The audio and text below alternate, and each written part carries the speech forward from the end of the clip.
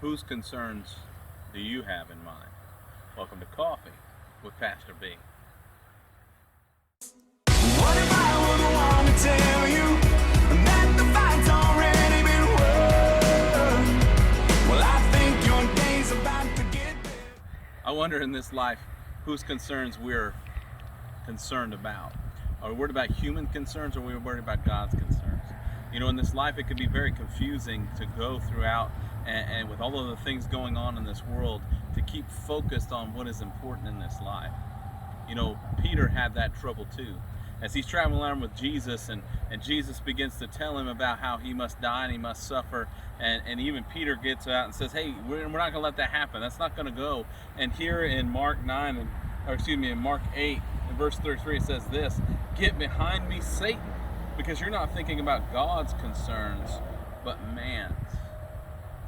You know, it can get very easy to start thinking about self in times like this. We got coronavirus, we got these movements going on, we got riots going on. It's easy to think about self, but the question is, what should we be concerned about?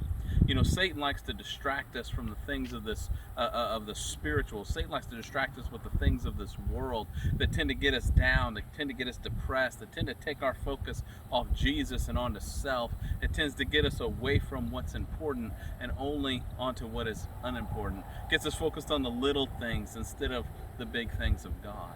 The question in our lives is, how do we then refocus? How do we get focused back on God? Well, for Peter, Jesus said, get behind me, Satan.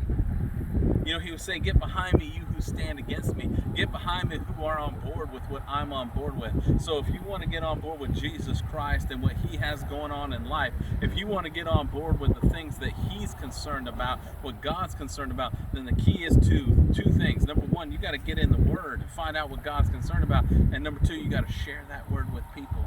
You got to reach out and tell people about it. You got to reach out and be focused on the kingdom and growing the kingdom by bringing people to Jesus Christ, by bringing people to salvation, by telling them the good news of Jesus Christ. That's how we get focused on the big things, on the concerns of God, and away from the concerns of human beings. So won't you join me today in focusing on the things of God, being concerned about the things of God and not the things of men?